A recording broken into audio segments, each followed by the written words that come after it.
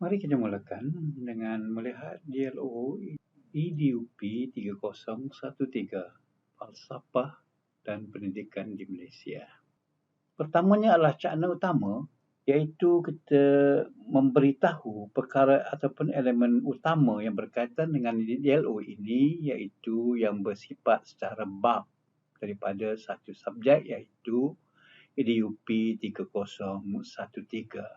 Falsafah dan Pendidikan di Malaysia.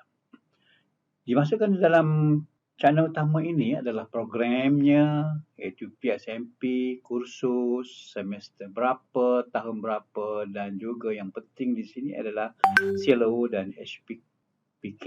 Dan fokus di sini adalah SPK yang kelima, menganalisis isu-isu dalam pendidikan di Malaysia melalui sumber rujukan yang relevan. Dimasukkanlah gambar-gambar sebagai bahan rangsangan pertama melihat kepada dialog ini. Seterusnya dalam cakna utama ada subnya, iaitu celek KPBB. Di sini ada dua perkara utama dalam celek KPBB ini, iaitu kita sedar dan kenal dengan KPBB dalam dialog ini, iaitu the big idea dan juga accession quotient. Big idea yang dipersembahkan dalam dialog ini ataupun dalam tajuk ini adalah pendidikan kontemporari menjana generasi bervisi. Dan EQ yang disoal dalam EQ ini adalah elemennya, soalannya berunsur kemahiran berfikir aras tinggi, KBAT, yang antara lain bandingkan, bincangkan bagaimanakah dan kelompok manakah. Soalan-soalan yang dikemukakan dalam untuk menjawab the big idea bagi tajuk ini. Sebenarnya kita bergerak kepada cabang ceracak. Cabang ceracak di sini adalah pembagian utama yang meliputi semua proses ataupun asas kepada DLO ini.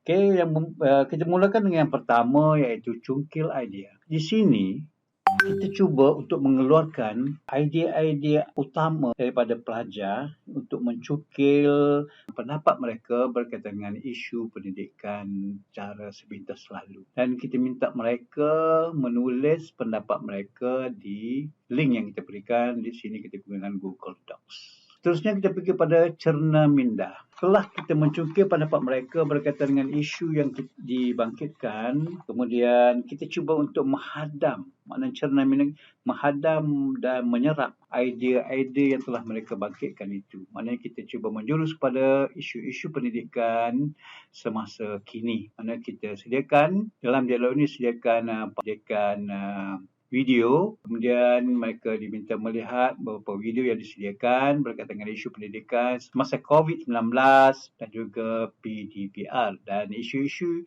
yang dibangkitkan dalam video ini dibincangkan di sini. Maknanya dimasukkan dalam dua di sini, iaitu Google Docs dan juga Jambox. Seterusnya kita pergi kepada cakna semasa. Dalam cakna semasa ini, kita cuba membawa pelajar-pelajar ini untuk mengambil peduli, mengambil tahu perkara-perkara peranan guru dalam mengatasi ketidaksamaan di sekolah akibat kepelbagaian budaya. Ini berkaitan isu-isu pendidikan yang sering dibangkitkan dalam berkaitan dengan sosio budaya ini. Dikemukakan juga video yang berkaitan, kemudian kita meminta mereka melihat video yang berkenaan dan bagaimanakah mereka memberi pandangan mereka berkaitan dengan cara-cara untuk merealisasikan aspirasi sistem pendidikan dan aspirasi murid supaya menjadi realiti. Maknanya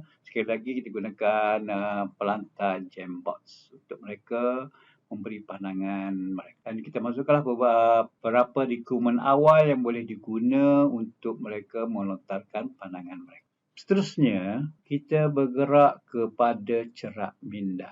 Dalam cerak minda ini, kita cuba untuk membawa para pelajar kepada penerimaan dengan panca indera. Istilah yang digunakan adalah WAKOS, iaitu cuba untuk mereka secara visual, auditory, kinesthetic, olfactory dan gustatory. Selain pada secara visual, audio, fizikal, rasa dan untuk mereka dapat membawa. Dan dikemukakan dokumentari secara pendidikan di Malaysia dan mereka sekali lagi diminta untuk respon dengan menjawab soalan-soalan, membuat perbandingan kepada sistem pendidikan sekolah Cina, sekolah Tamil dan menyediakan persamaan antara sistem vernacular ini. Dan juga menarik perhatian mereka kepada PDPR dalam talian, cabaran serta solusi ketika pandemik ini. Okey, sekali lagi mereka boleh respon di link yang disediakan. Selepas kita telah mencerap minda mereka secara dengan penuh panca indera, pergi kepada cambah minda, iaitu kita meratakan lagi pandangan mereka, pengetahuan mereka untuk menganalisis isu-isu yang berkaitan dan mengikuti webinar bicara profesional KPM, memahami kod etika, amalan guru, dan di sinilah kita minta mereka merumuskan ataupun menyediakan cara berkumpulan, memberi pandangan mereka sekali lagi. Secara berkumpulan.